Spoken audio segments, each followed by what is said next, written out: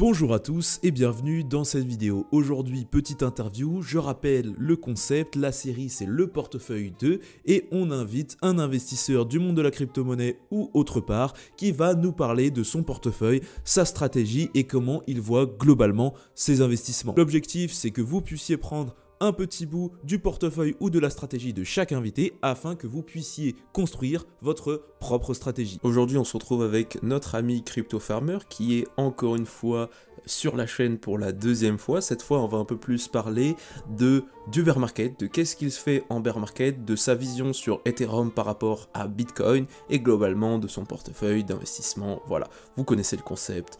Donc sur ce, trêve de mondanité et c'est parti. Sur ce donc, trêve de mondanité, je vous invite à liker, vous abonner, commenter, le tout pour l'algorithme, c'est cadeau.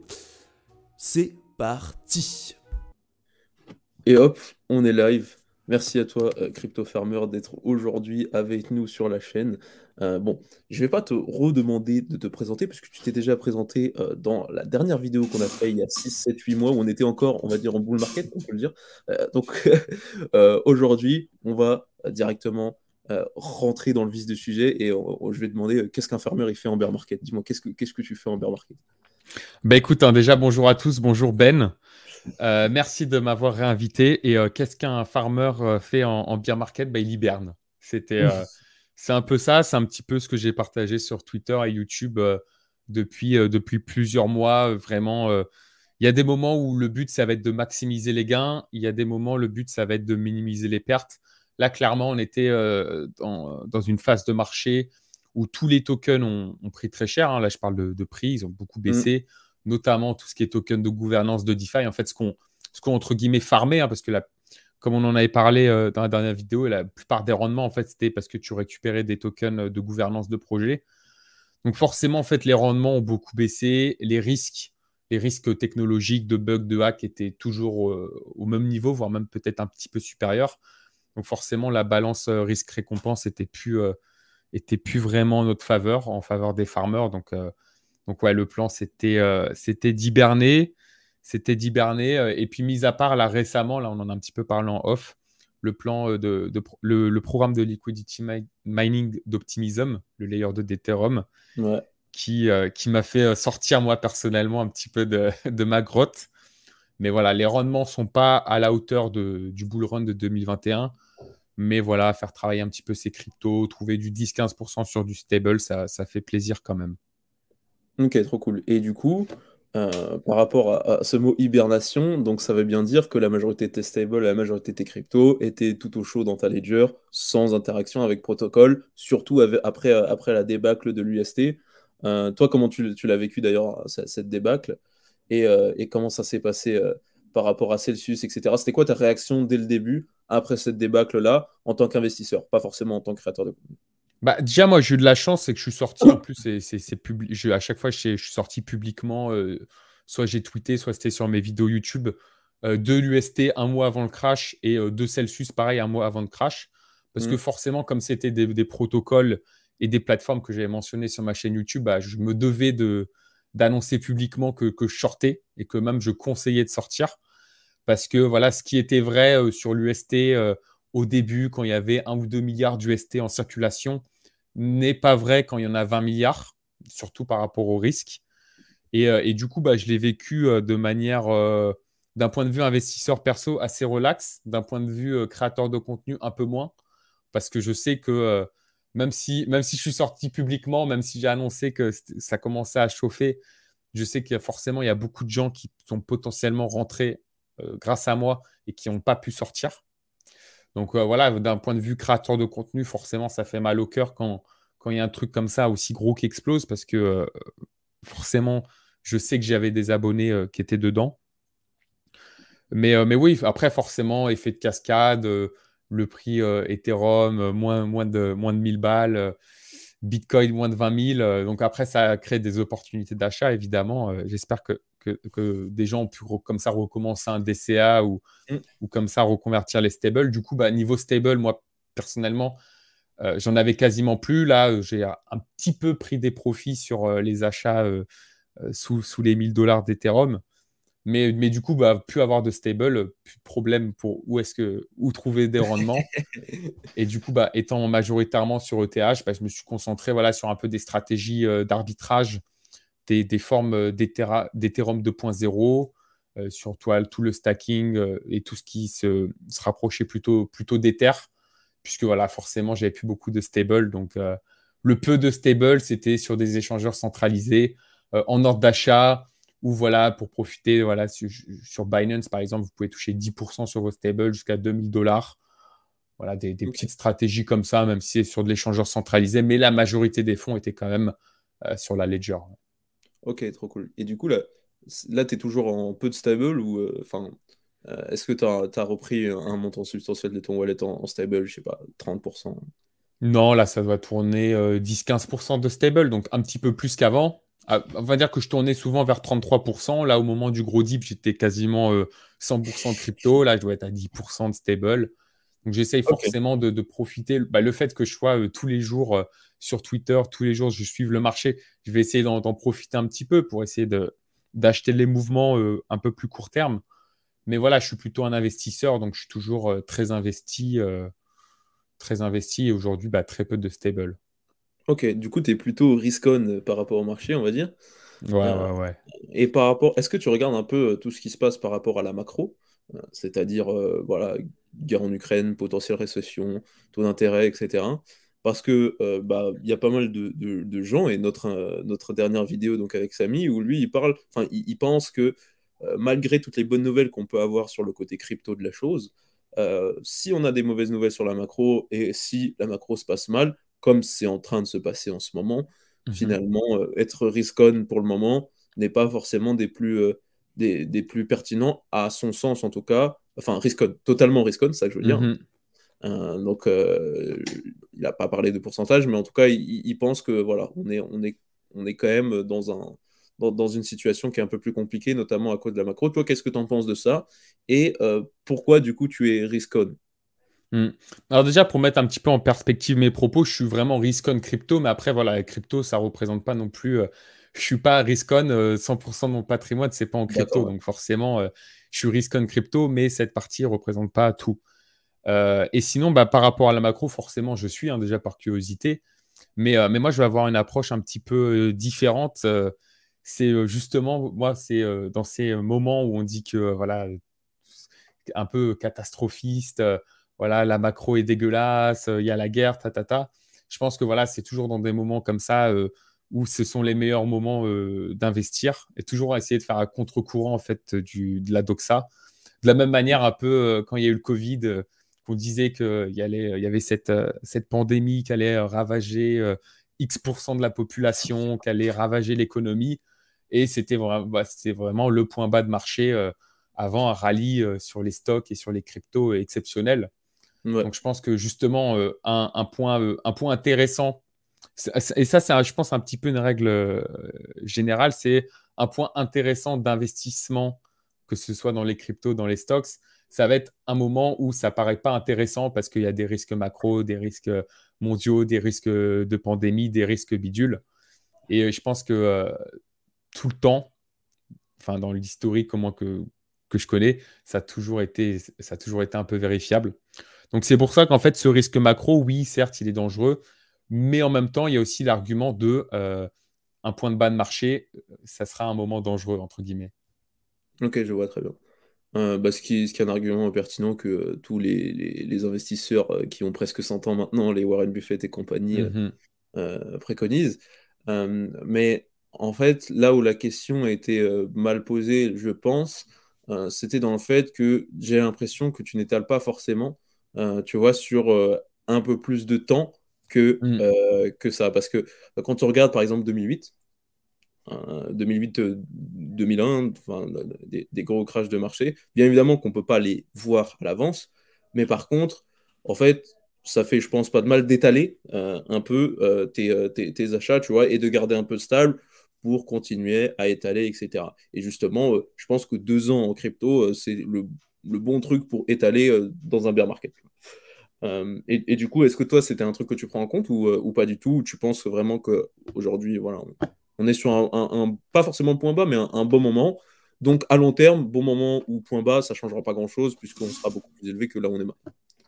Non, mais je vois carrément de ce que tu veux dire. Est-ce que tu penses que je peux partager un petit screen à l'écran? Grave, vas-y.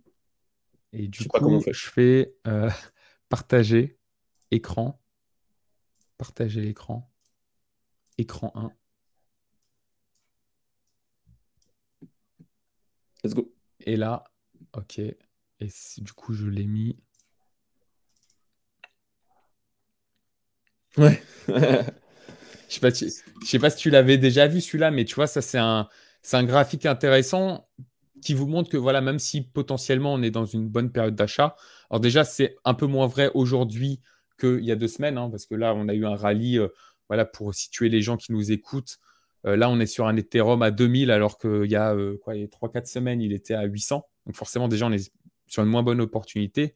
Et puis voilà, quand tu me parlais du crash de 2008, il y a eu des bounces comme ça avant entre guillemets, vrai bottom. Donc forcément, on n'a peut-être pas forcément atteint le vrai bottom. Et c'est pour ça que, même si moi, je le fais un petit peu moins, parce que j'ai bien vécu le bull run, aujourd'hui, entre guillemets, je joue avec des bénéfices.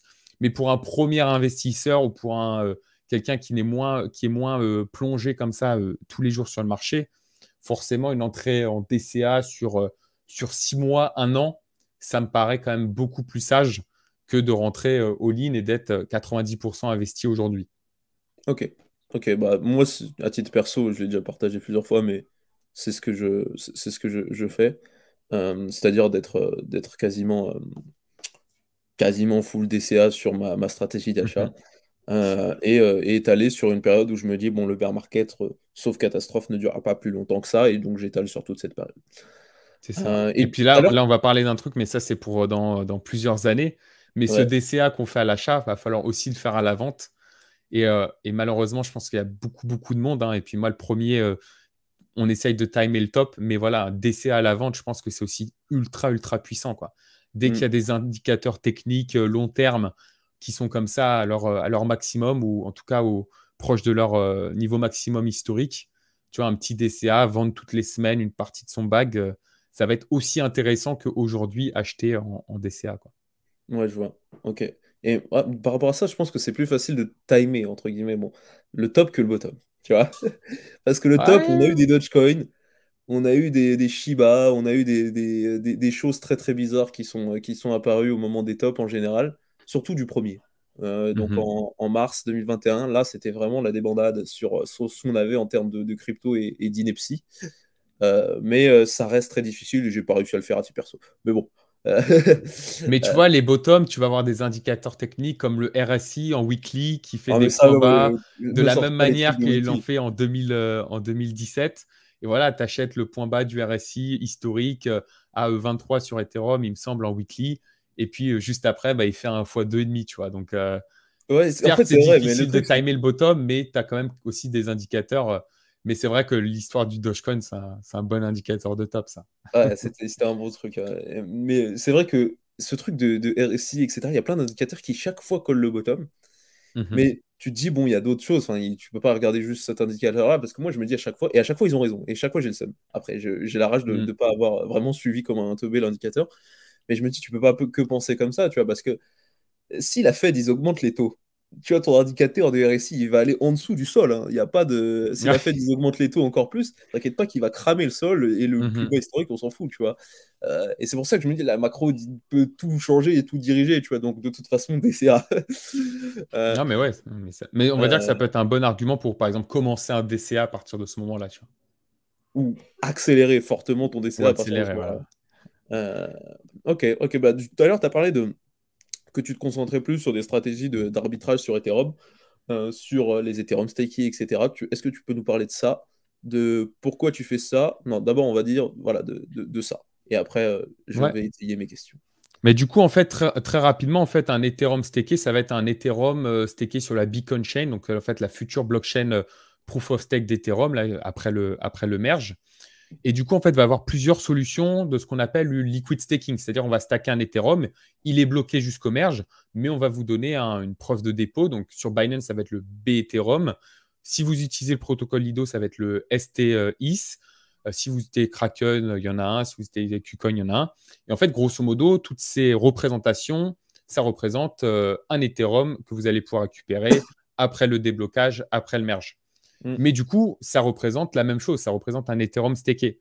Sauf qu'en fait, il y a des incohérences dans le marché. C'est que cet Ethereum staké sur Binance peut être échangeable à 0,97 et sur Lido 0,94, sur Kraken 0,98. Et en fait, vous pouvez comme ça bouger d'une plateforme à une autre, d'une version d'Ethereum staké à une autre, et comme ça profiter de l'arbitrage parce qu'en fait, ça va changer. Il y a des fois, l'Ethereum de Binance va coûter plus cher que celui de Lido, et il y a des fois, c'est l'inverse. Donc en fait, si à chaque fois, vous mettez vos Ethereum toujours sur le moins cher, potentiellement, il va augmenter de prix et un autre va passer moins cher. Et comme ça, vous pouvez bouger d'un Ethereum à un autre. Et ça peut être une méthode d'arbitrage assez sympa pour gagner comme ça des petits pourcents. Hein. On ne va pas doubler sa quantité d'Ethereum, mais gagner comme ça un petit pourcent par-ci, par-là sur votre quantité d'Ether. Donc ça, c'est une stratégie qui peut être sympa, que j'ai présentée en vidéo pour faire travailler activement ces Ethers. Ok. Et il y avait aussi simplement le fait de profiter qu'il y ait tout le monde qui soit en défaut sur le ST Ethereum enfin, que les Celsius, les Voyager, etc. soient en défaut et que simplement le PEG baisse simplement parce qu'eux, ils sont obligés de vendre pour rembourser leurs créanciers. Mais nous, si on a le temps et qu'on n'est pas obligé de vendre, etc., bah, en fait, enfin, moi, c'est ce que j'ai fait du perso. J'ai acheté des ST Ethereum et puis derrière, le PEG est remonté tout simplement parce que la pression vendeuse avait diminué à ce moment-là. C'est ça, en fait, vous pouvez surperformer des fonds d'investissement qui aujourd'hui sont en faillite. Donc, ils sont obligés de vendre à perte des Ethereum avec 7-8% de discount. C'était possible de les acheter. Hein, tout le monde en a parlé sur Crypto Twitter.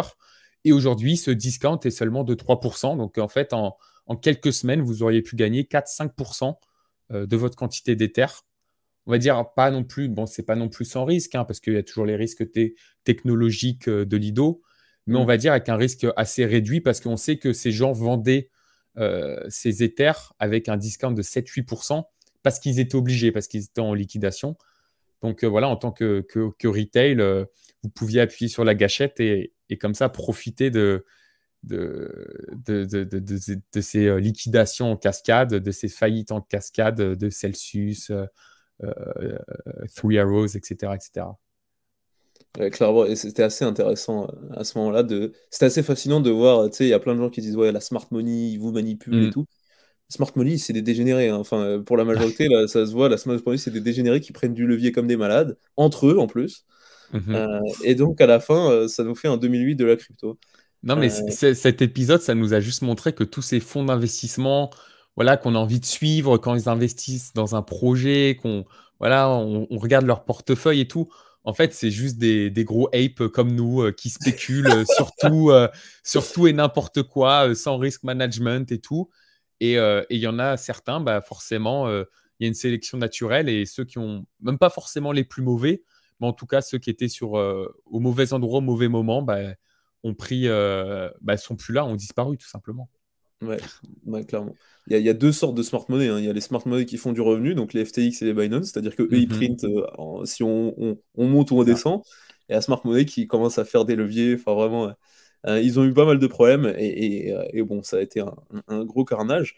Mais du coup, par rapport à ça, je sais que toi, tu es fortement bullish et que ça représente une grosse partie de ton portefeuille crypto. Et que tu as un pari avec, avec Hardisk, qui est un tweetos qu'on reconnaîtra, par rapport au fait qu'il y ait un flippening dans les 1 an, c'est ça? Non, j'ai pris large, voilà, pour être sûr de gagner le resto. Donc, je crois que c'est fin 2024. Donc, ça nous laisse encore 2 ans. D'accord, 2 ans ok, et 2 ans, demi. donc ouais.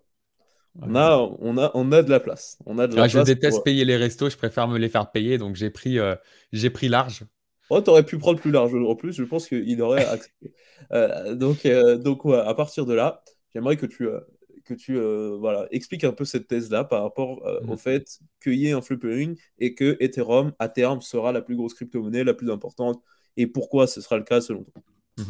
Alors déjà, première chose à savoir, c'est que en fait, le flippening, il n'est pas si loin que ça. Il suffit juste que le prix de l'Ether double. Tu Par veux exemple, partager? aujourd'hui, il passe à... je n'aurais pas vraiment de graphique pour vous montrer. En fait, ça serait tout simplement CoinMarketCap. La Ouais. capitalisation de l'Ether, c'est la moitié de celle du Bitcoin. Donc, en fait, il suffit simplement que l'Ether fasse x2.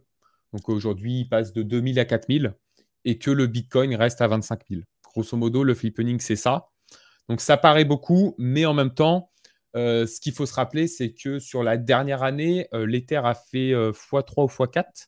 Il est passé de 0,02 à 0,08, grosso modo. Là, j'ai des chiffres un petit peu...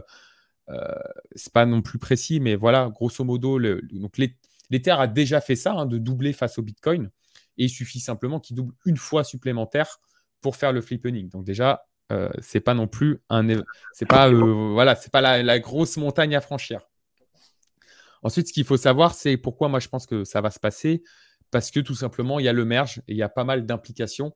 Alors déjà, il y a la première implication, ça va être la politique monétaire, le changement de la politique monétaire.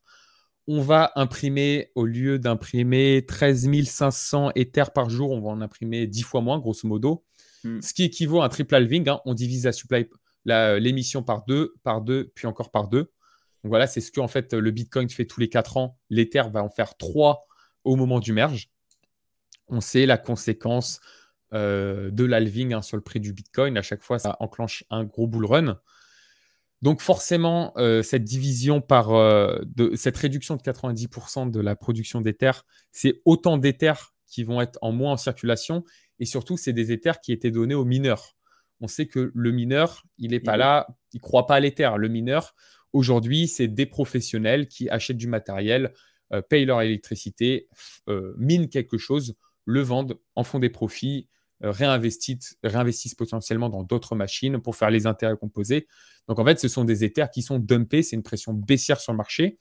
Or, maintenant, du coup, cette pression est réduite de 90%, voire même quasiment de 100%, parce que, en fait, tout simplement, le peu d'Ethers qu'on va encore créer pour sécuriser le réseau, ça va être donné à des holders. Donc, voilà, des personnes qui possèdent minimum 32 Ethers aujourd'hui. Donc, c'est des personnes qui sont forcément bullish. Donc, on pourrait penser que ces personnes, alors certes, on a certains qui vont prendre du profit, hein, parce que c'est normal de prendre des profits, mais il y en a, je pense, quand même une grande partie sur le court terme, moyen terme, voire même le très long terme, qui vont holder pour avoir de plus en plus d'Ether. Donc voilà, toute cette pression vendeuse ne va plus être là. Donc voilà, ça c'est déjà un premier gros point.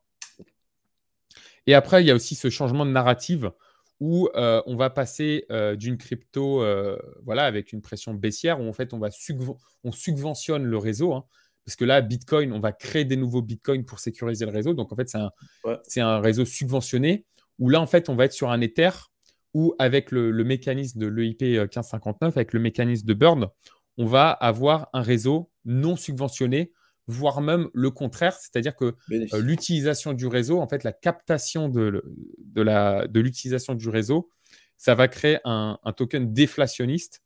Donc tout ça, en fait, d'un point de vue narratif pour la smart money, et là, je parle pas de la smart money des Celsius, Sri Arose et tout, là, je parle plutôt de BlackRock, vraiment des trillions de dollars. En fait, ils vont avoir le choix entre rentrer sur du Bitcoin où ils savent qu'ils doivent subir une inflation de quelques pourcents jusque 2140. Et après, qu'est-ce qui se passera quand il n'y aura plus d'émissions? En fait, comment le réseau va être sécurisé s'il n'y a plus cette subvention de création de Bitcoin tous les blocs? Ah, là, on va avoir un réseau qui va générer du yield et du natural yield, hein. Donc 4, 5, 6%. On parle de 7, 8% après le merge. Et en plus, avec une supply déflationniste. Donc, c'est-à-dire une crypto qui va se raréfier et en plus qui va générer du yield. Donc, pour les institutionnels, pour les managers de portefeuille, la narrative va être totalement différente. Et je pense aussi qu'il ne faut surtout pas sous-estimer la narrative écologique, où le merge va réduire l'empreinte carbone d'Ethereum de 99,5%. Donc, bien évidemment, on ne va pas être à zéro. Il va y avoir des validateurs, il va y avoir des machines qui vont tourner, mais elle va être ultra négligeable. Et ça pourrait potentiellement débloquer des fonds d'entreprises qui voulaient investir dans l'Ethereum, de fonds d'investissement qui voulaient investir dans l'Ethereum. Voilà, aujourd'hui, on est dans un monde où quand même la problématique écologique est présente. On en parle tout le temps, que ce soit sur Internet, dans les médias. Et le fait que Ethereum n'ait plus cette problématique, je pense que ça pourrait potentiellement libérer beaucoup de fonds qui attendaient justement ce changement vers le proof of stake. pour rentrer dans les cryptos et notamment sur Ethereum. Donc voilà, je crois que j'ai fait un bon petit monologue bullish sur mes raisons du pourquoi Ethereum pourrait potentiellement faire un x2 contre le Bitcoin et donc faire le flippening, quoi. Et donc Hardisk prépare la carte bleue, quoi. Et donc, je vais envoyer l'adresse de mon resto préféré à Hardisk avec plaisir. Ok, très bien. Et voilà, à ça, je voulais peut-être rajouter un petit truc qui me paraît assez essentiel, c'est simplement le fait que Bitcoin, c'est quand même beaucoup moins utile que Ethereum, quoi. Ah oui, non, c'est-à-dire mais ça, c'est... bon, c'est-à-dire que ça, tu l'as pas dit, mais en gros, je me dis quand même, Ethereum, c'est un gros, enfin, Bitcoin, c'est un gros rocher qui marche très très bien, par contre. Mais c'est pas un actif qui génère de la valeur et qui est utile pour un certain nombre de gens. Enfin, il est utile, mais pas autant qu'Ethereum, en tout cas, à mon sens. C'est ça. Et surtout avec ce qu'on voit arriver sur la roadmap de Ethereum, l'Ethereum 2.0 full fini, et les roll-ups, et tout ce qui peut Layer arriver 2. derrière, sachant qu'il y a pas mal de roll-ups qui choisissent l'option on va utiliser Ethereum comme gas token, donc on va utiliser Ethereum pour un peu tout ce qui va se passer sur notre réseau, et pas on va utiliser notre propre token. La majorité des roll-ups, de ce que je vois, ont choisi ça, sauf Starknet. Ça rajoute de la valeur encore plus à Ethereum. Tu vois, ça augmente cette narrative d'ordinateur mondial parce qu'en vrai, c'est possible que les roll-ups auraient pris la décision de dire bon, on va prendre notre propre token et ça fait un peu baisser la valeur d'Ethereum. Mais là, ils ont dit on va suivre la thèse ordinateur mondial Ethereum. Donc on choisit Ethereum. Tu vois. Ça, c'était pas mal pour la valeur d'Ethereum, en tout cas, à mon sens. Et donc, ça augmente encore le futur, parce que si les roll-ups sont plus utilisés que le layer 1, et ben en fait, ça va rien changer, puisque les gas tokens et tout ce qu'on va faire sur les roll-ups, ça va rester avec Ethereum. Donc, ça va rien changer. Après, peut-être que ça va rendre le layer 1 un peu moins profitable, parce qu'on va payer moins de frais de transaction. Ouais, mais je pense qu'en fait, sur le layer 1, il y aura toujours une demande pour de transférer des centaines de millions de dollars. Ou voilà, le layer 1 aura toujours un petit peu plus de sécurité que les layer 2. Donc, il y aura tout le temps un certain type de transaction, une certaine activité qui nécessitera d'utiliser directement le layer 1. Mais voilà, monsieur tout le monde monsieur tout le monde qui veut jouer son play to earn, son play to earn, bah voilà, il va pas être sur Ethereum, il va être sur un layer 2, layer 3. Mais forcément, même si c'est une infinité de gas fees regroupées ensemble, tout ça, ça va contribuer à Ethereum, son écosystème et l'économie du jeton surtout. Ouais, donc clairement, bon, moi je suis cette thèse, hein, je vais pas te mentir. Déjà, j'aime aussi Bitcoin, hein, c'est pas pour cracher dans la soupe, mais mon portefeuille en bear market, il est quasiment Ethereum et Bitcoin, il n'y a que ça quasiment, hein. Pour des raisons obvious de j'ai pas envie de me faire ouvrir quand je me suis fait ouvrir en 2018 sur les altcoins. C'est ça. Mais oui, et je préfère Ethereum de par sa nature même, hein, de base. Mais en tout cas, c'était une très belle explication de ta part. Et du coup, là-dessus. Non-financial advice, hein, évidemment. Hein. Celle-ci n'est pas un conseil en investissement. C'est une exposition de thèse. Ce n'est pas un conseil d'investissement. Et c'est une exposition de thèse. Je partage simplement ma pensée. Voilà. Non, du coup, par rapport à cette exposition de thèse, sur quoi on peut partir derrière, aujourd'hui, toi, si tu devais peut-être, aller, disons, recommencer dans les cryptos en bear market, donc actuellement. Donc, tu as commencé, je crois, de ce que tu m'avais dit la dernière fois. Fin 2020, ouais. Ouais, fin 2020. Donc, en début d'un bull juste market. Avant l'explosion haussière. Hein. Ouais, début d'un bull market. Si tu devais recommencer en début d'un bear market, je ne dis pas qu'on est en début, hein, je dis juste, voilà. En bear market, ça c'est acté, ça les gens, au moins je le ferai pas, c'est pour ça. Qu'est-ce que tu ferais aujourd'hui avec, je sais pas, disons 10 000 $, qu'est-ce que tu ferais aujourd'hui? Là-bas, c'est pas ça ma question de podcast, hein, mais j'essaye de changer de question de fin de podcast. Non, mais clairement, c'est une question intéressante parce qu'il y aura toujours des personnes qui vont nous écouter qui ont peut-être pas encore passé le pas et pas encore investi. Bah, moi, clairement, je suis un petit peu ton analyse, hein, même si je pense qu'aujourd'hui, il faudrait un petit peu profiter. Bien évidemment, ça dépend du moment où vous regardez la vidéo. Hein. Aujourd'hui, voilà, si jamais ça redipe de 20-30%, je pense que ça serait une très bonne opportunité d'achat pour vraiment commencer un DCA. parce que voilà, tout simplement, faut s'y exposer. Et puis voilà, même si le bottom, ce n'est pas aujourd'hui, même si on redescend à 800, si vous avez une vision, on va dire 3-5 ans, je pense que c'est très peu risqué de dire que dans 3-5 ans, l'Ethereum sera plus cher qu'aujourd'hui. Donc forcément, même si vous êtes prêt à assumer voilà, des drawdowns, vous pouvez sans problème investir dès aujourd'hui, étaler un DCA. En plus, aujourd'hui, il y a des outils sur tous les échangeurs centralisés. Même sur Mon Pèlerin, là, je regardais tout à l'heure, il y a des outils pour automatiser ce DCA. Et voilà, automatiser quelque chose sur 6 mois, 1 an, peut-être pas trop non plus, allez, je dirais peut-être maximum 2 ans. Vous découpez vos 10 000 dollars en 10 tranches, vous investissez tous les 3 mois, hop, ça vous fera vos 2 ans. Et en termes de crypto, je pense que si vous voulez avoir la meilleure balance risque-récompense, je pense aller 90% Ether, 10% Bitcoin pour faire plaisir à certains. Même si je pense que moi, personnellement, voilà, on n'en a pas parlé, mais ça peut être sympa que je dise. Ma vision de Bitcoin, voilà, moi, je ne crois pas spécialement à Bitcoin pour pas mal de raisons. On pourrait quasiment refaire une En tant que vidéo. quoi? Non, mais je pense. En tant que réserve de valeur, en tant que monnaie, en tant que... Bah, je pense autant d'un point de vue, là, et là, je sais qu'en commentaire, ça va faire, ouais, ça va faire parler, hein, mais je pense autant d'un point de vue écologique que d'un point de vue le système de subvention, c'est-à-dire de création de Bitcoin à chaque bloc. Je pense que ça ne rend pas viable Bitcoin sur le long terme. Mais je suis totalement ouvert à la critique et surtout, je ne me prends pas pour la personne la plus intelligente du monde et probablement je me trompe, peut-être je me trompe. Et moi, je vois un peu mon investissement comme du Bitcoin. Hein, j'en ai, malgré que j'en pense pas forcément du bien. Je vois un petit peu mon achat de Bitcoin comme mon assurance. Voilà, j'imagine dans un monde où le Bitcoin maximaliste a raison, où le Bitcoin vaut des millions d'euros, comme ils disent. Et c'est pour ça que voilà, j'ai 0,1, 0,5. Tu vois, suivant, bien évidemment, il faut que ce soit proportionnel à la taille de votre portefeuille. Mais ayez un peu de Bitcoin au cas où que, voilà, en fait, même si vous n'y croyez pas, imaginez, vous vous trompez, imaginez, les Bitcoin maxi ont raison. Et voilà, c'est pour ça que moi, j'ai un petit peu de Bitcoin. Je le vois un petit peu comme mon assurance.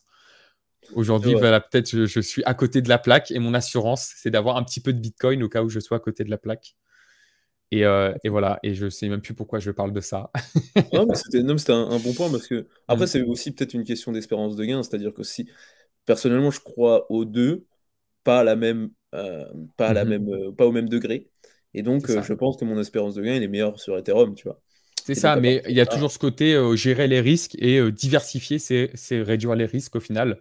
Parce que si vous investissez sur Bitcoin, Ethereum, et vous vous dites qu'il y en a un des deux, entre guillemets, qui va beaucoup prendre de valeur, si vous êtes investi un petit peu sur les deux, vous n'avez pas le risque de ne pas avoir de sous sur le bon cheval, quoi.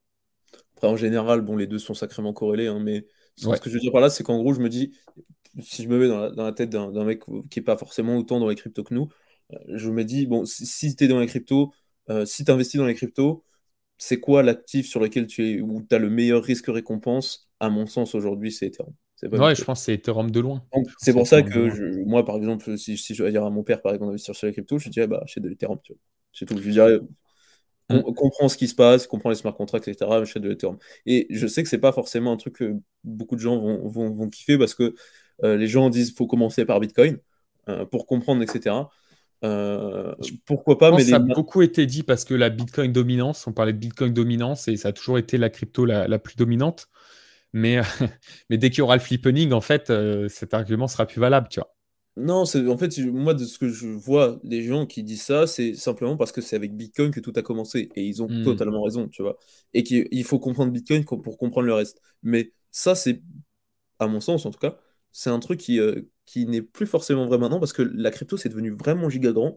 Et si tu as Hmm. envie de jouer à des jeux vidéo blockchain avec des cryptos à l'intérieur du jeu, etc., Hmm.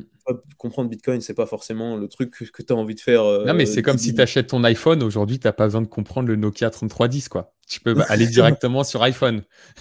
Oh, celle-là, elle fera jaser. Celle-ci, on va la couper, on va la mettre sur Twitter. Ah, celle-là, je vais couper, je vais la mettre sur Twitter. Tu vas bien te faire insulter, ça va être génial. Écoute, merci Crypto Power d'être venu aujourd'hui. Un Et grand puis, plaisir, comme à chaque fois. On a eu un petit débat, c'était assez cool. Je pense qu'il y a pas mal d'informations intéressantes. Tu as partagé pas mal de choses sur tes thèses et ta vision d'un bear market. Donc on se dit à la prochaine, à dans 6 mois pour refaire ça, une petite interview sur la chaîne. Et puis à plus.